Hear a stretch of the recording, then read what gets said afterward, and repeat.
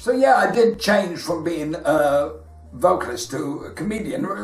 I started off by filling in, if someone broke a string, I filled in with a joke or something. And that got more and more and more. And then when I went solo, I did more gags. So that was a sort of natural progression. But what got me into comedy in the first place, take me right back to my grammar school, to Hill School in Exeter. I was about 11, maybe 12, I don't know. And some guys came to the school for a spastic society, and they were going to do a charity collection at the theatre in Exeter where Morecambe and Wise were playing. I loved Morecambe and Wise. I was 11 or 12. Anyway, I checked with Mum and Dad, and yes, I could do the collection. So it was in the theatre, a great show, Morecambe and Wise show. There was Mrs. Mills on the piano. She was great, she was hilarious. And because they hadn't invented health and safety in those days, we could sit on the steps in the theatre because we were going to do the collection in the interval. So we were allowed to sit on the steps and watch the show. Mrs. Mills, is it Lord Allen and Ray Charles? No, Lord Charles and Ray Allen, the ventriloquist. Norman Vaughan, who used to do Sunday night at the London Palladium, Swinging Dodgy. A lot of you, this will mean nothing to you because when I was young, it was all in black and white. Great show, fantastic show. Johnny Wiltshire Orchestra was the background. Anyway, Eric and Ernie came out first night. Oh my, I'm rolling around now. I'm in hysterics. I'm rolling on the steps. I've never laughed so much. I'm crying with laughter. Actually, I'm doing it now, thinking back. It was just brilliant. And it seemed they were making everything up as they went along, taking the mickey out of the audience and out of each other, and things were just happening on the spur of the moment. Oh, well, it's the funniest thing I've ever seen in my life, ever.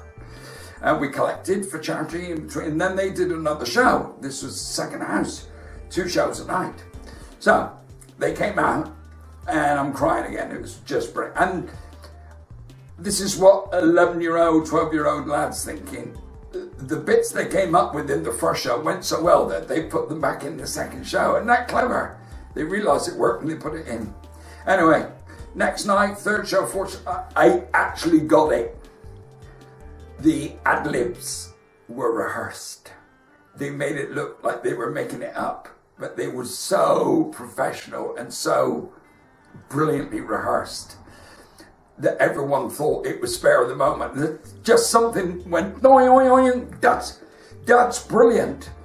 They looked fallible and vulnerable and like they were using their wit to get out of that situation. Now, I'm sure all these ad-libs started off as genuine ad-libs in the first place.